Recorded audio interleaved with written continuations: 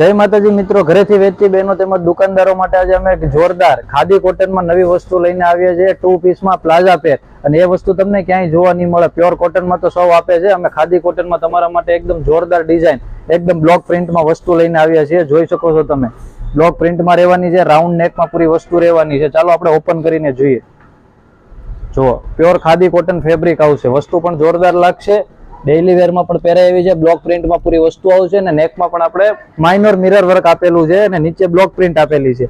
અને પ્લાઝો પણ તમે જોઈ શકો છો ફૂલ ફરમા સાથે, અને એમાં પણ નીચે આપણે બ્લોક પ્રિન્ટ આપેલી છે.